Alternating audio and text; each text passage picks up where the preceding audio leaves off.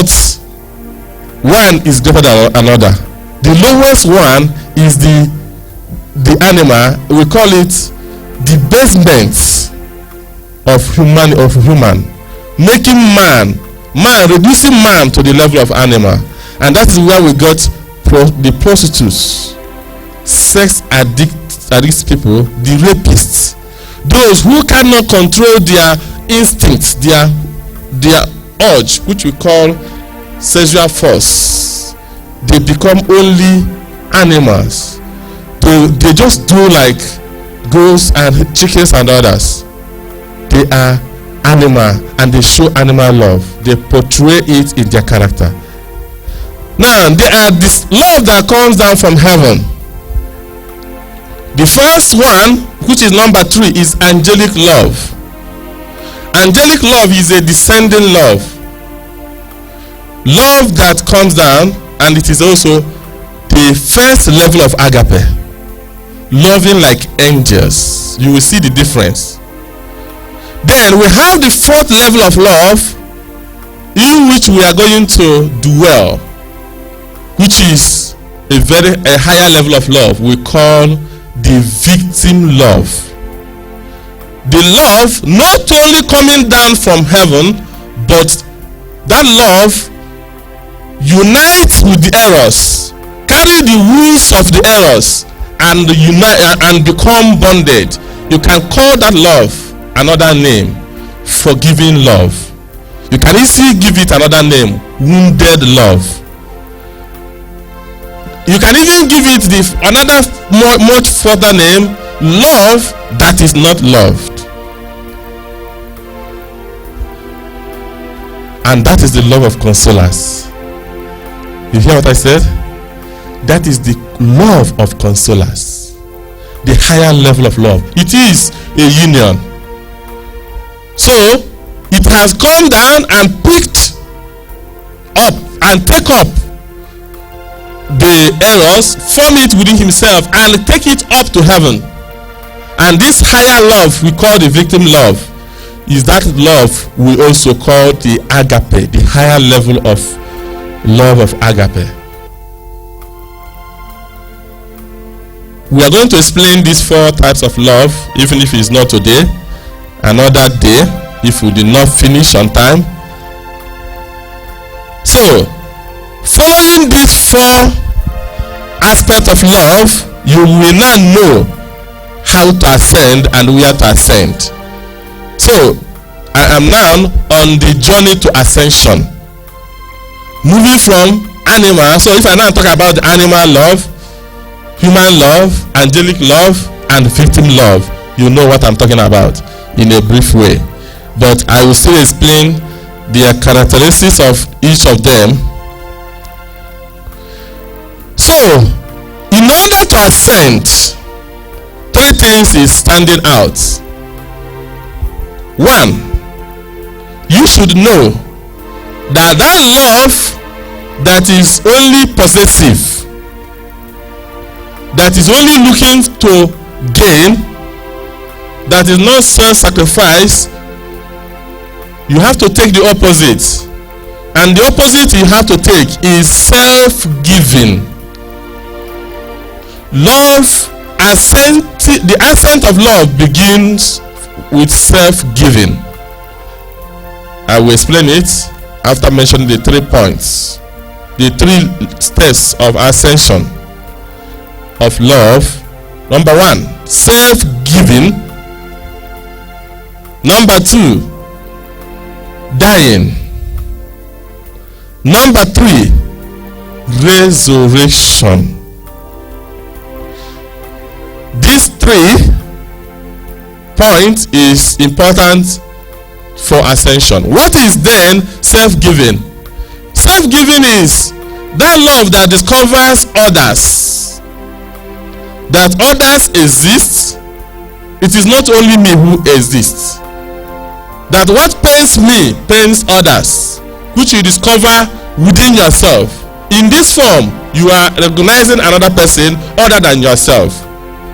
You are now able to move out of yourself to another person.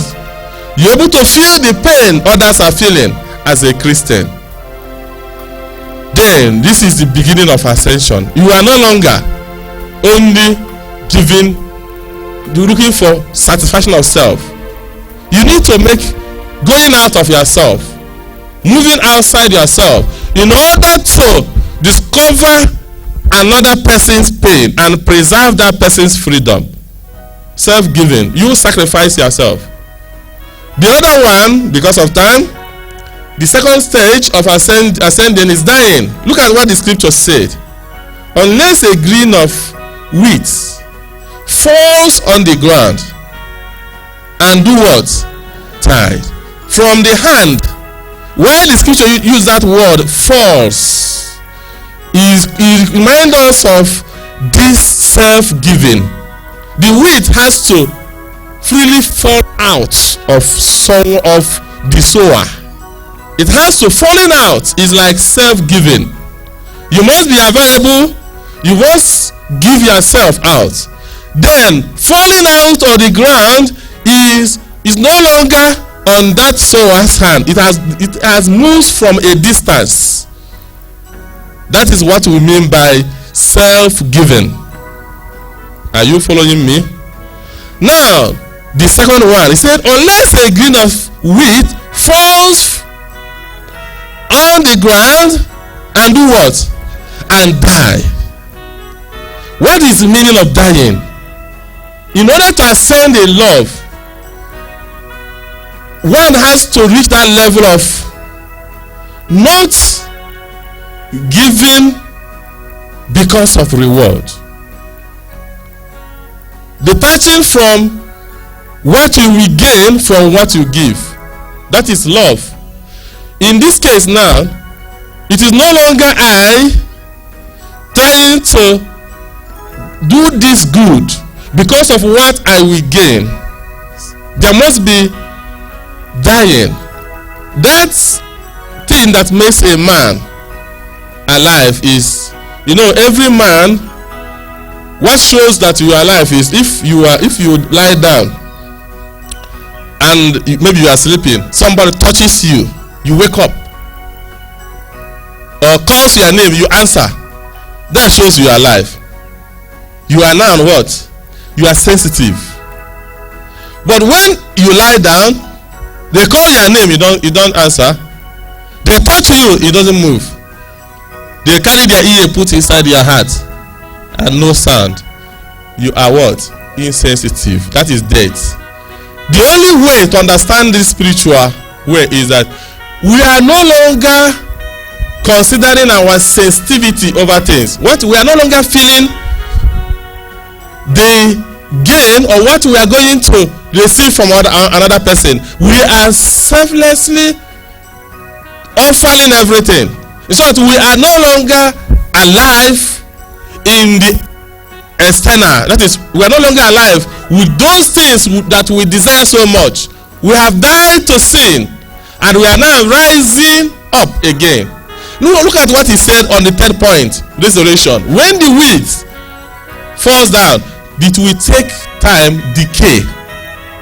On decaying, it will have root, and in 4 days, if it is corn, you see the shoot. If it is the beans called akidi, 3 days come out. And as it come out, in no distance time, you will see expansion. You will see multiple grains. It will no longer be only one. It will be many.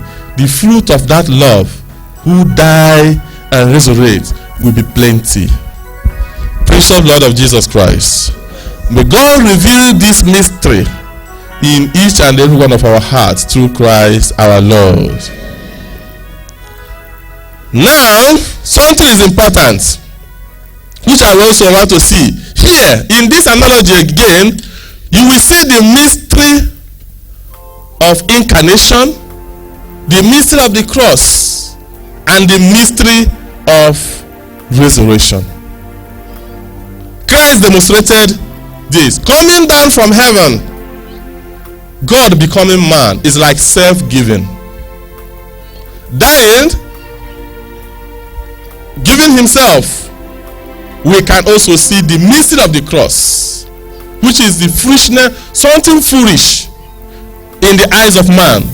It is foolish in the eyes of the world or those who are not farmers. How can a farmer carry a big yam, cut it and bury it on the ground? So, one of the stories, the myths they used to tell us about tortoise, who told one foolish woman how to sow a yam. They told that woman to roast all the yam. After roasting it, then he let go and sow it. That is how it will grow. This woman roast all the yam and sow it. In the night, tortoise come and started digging them out, and went to the farm, get some oil, and was eating it. Every day he come and eat one line of the and cover it. During the time of germination, the woman was waiting for the yam to germinate. Nothing comes out. But look at this. A farmer, look at how farmer foolishly in our own eyes, those who are not farmer carry a big yam, and those who are stingy to give the land enough yam will not receive big yam. Father, before we tell us through a good lesson about this, he's a good farmer.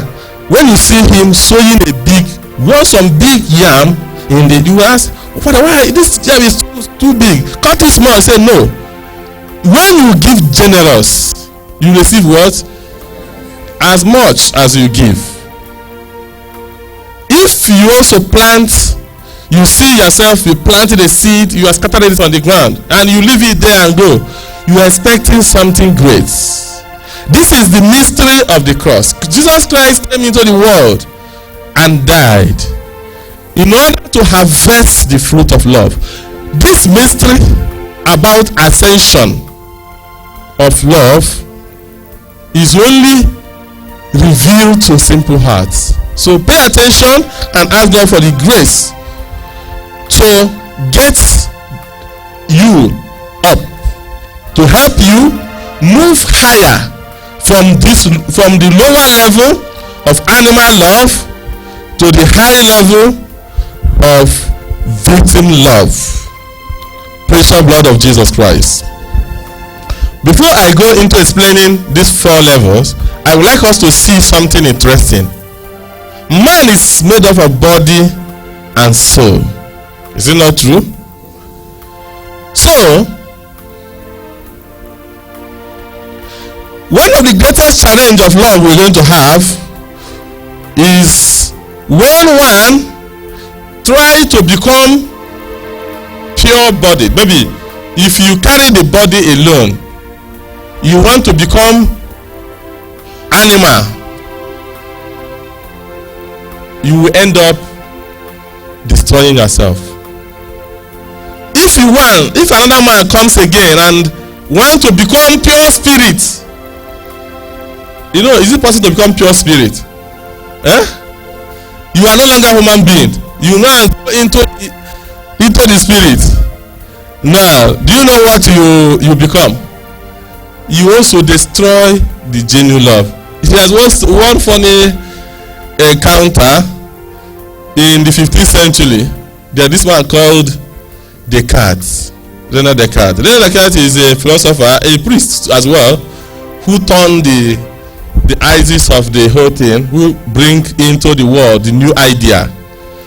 The man who at a certain level he sees himself as a thinking being. He sees himself as a pure spirit. Let me use this in our own language. So there's one of his friends, Gascandi. Gascandi is also fully an empiricist. Empiricist is somebody who sees everything in the form of fresh. If you see Descartes, you call it. If you want to greet Descartes, you call Descartes all souls. Like if you see great soul, good morning. You say great fresh, good morning. Two of them are calling themselves. This one is at the extreme of seeing this person as a pure soul, pure spirit. The other one seeing the other one as a pure human. Because at this time, Descartes has developed the idea that anything that is of the flesh, that the body does not exist. What exists is only spirit, thinking. That's why he said, I think, therefore I exist. He just exists as a thinking being, but it's not our topic. What I actually want to point out here is that you cannot actually love without a combination of soul and body. Man is a composite of body and soul. And our dear Pope wrote, he said, it is this composite being that can love. It is this composite being that can love. It is not only the spirit or only the body. There must be a synergy, a union between the body and soul. And what is this in trying to tell us? It is trying to tell us that though we have the body, we also have the spirit. Though now we are moved by the eros, which is coming from the earth, and the divine agape, which is the epitome of the love of God coming from above, which is also the divine love. Now in these two, we are going to bring uniformity. We are going to see the way in which two of them can come together and become one and become transformed, which we are going to see in that victim love. Let me quickly make a little decisions or bring out some characters of these four types of love. It will also help you to see which level are you and what particular love are moving you at a particular time. Animal love, as I have already mentioned, I will not waste time on it, is that love that seeks only himself, to satisfy himself, to grab, to, as far as he gathers, he gets himself. Just see it in your chicken. If you are training your chicken, and every morning you come, even your fish, every morning you come to give food, that's the only thing they know. Whenever you come towards the water, all of them gather together to receive. The only thing they need is when they are satisfied. If you give them, if you are throwing food, they are throwing food. The moment they are satisfied, all of them will go down without thanking you. They go down on that. Go down on the. If it's the chicken, you are corn, the chicken taking it, yours you keep on giving. When the chicken is satisfied, he use leg and scatter the remaining one and go away without good morning, without thanking you. Precious blood of Jesus Christ. Any other animal do the same. The only thing they gain from you is nothing but satisfaction of themselves. Try to understand this. This is the characteristic of animal love. You see it in our fellow human being, our friends here.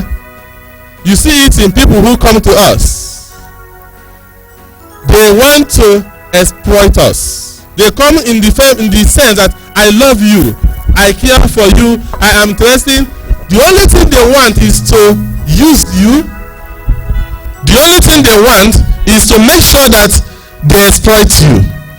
The moment they are satisfied that ego, that thought that is in them, call them again and say, what did you say that time?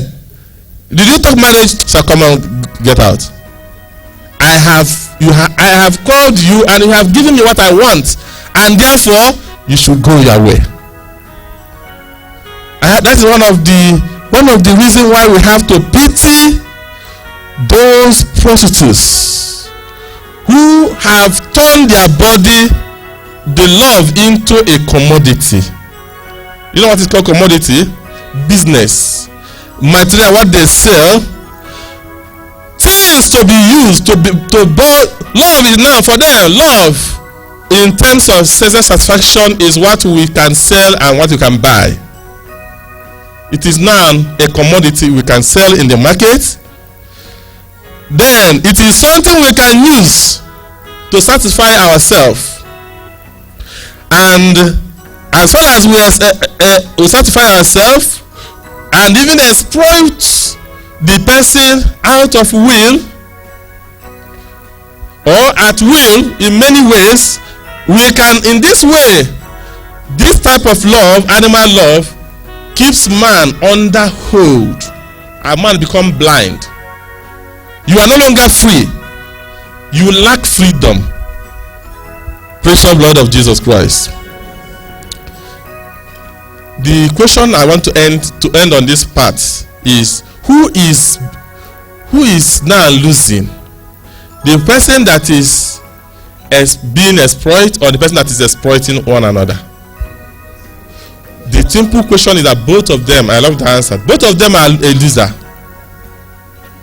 If you on your own freely wanted to get something, so a woman said, a woman came to in a conference, we were telling her in a discussion, I said men are foolish. They only want anything they can collect money from you. I told you, you yourself are foolish too. Those who offer them their body for money is also foolish. Because you think those men who are giving you money in terms of buying love with money or exploiting in that way, they are foolish. You who receive money is even more foolish. Both of you are losing. And in this way, you have not tested love. Precious blood of Jesus Christ. So those who base their love on this aspect, you can see a woman, a man who just enter marriage with this animal love. They end up divorcing themselves 1 week after their marriage. Because what they are searching for they have not seen it. Do you know that? Just only 1 week after the wedding, or 1 month, maximum at times, you see them divorcing. Because they are searching for something they have not understand. They want union, they have not. Precious blood of Jesus Christ. Human love. We see human love. Just where we see human love playing well is the love the mother, the parents has for their children. This is pure human love. Do you know why it's pure human love? What is at the base of this love is what they will gain. If I ask you, parents, why are you struggling, dying and training these your children? What is at your heart? So that, don't forget about this is you are doing, so that very soon they will graduate, become man or woman, get married and pay you back. And that is one of the reasons when, if you are training them and they are not doing well, you will come for petition. My son is doing it, my daughter is not. All the attention, all the interest that they will pay you back. You give so that you will receive. That is at the base of human love. If you notice that you cannot receive, the person cannot give.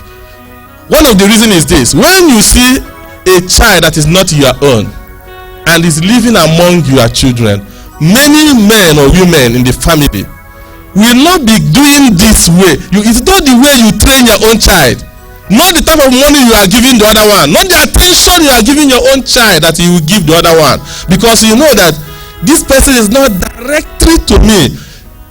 He or she may, after spending this money now, go back somewhere. One of the ideas why Africans, my grandfathers and our grandfathers at times fail to train young girls to school. Do you remember those days when girls doesn't go to school? The simple reason is this: because of human love at their level. They say, if I finish training this woman, this child is another person's property.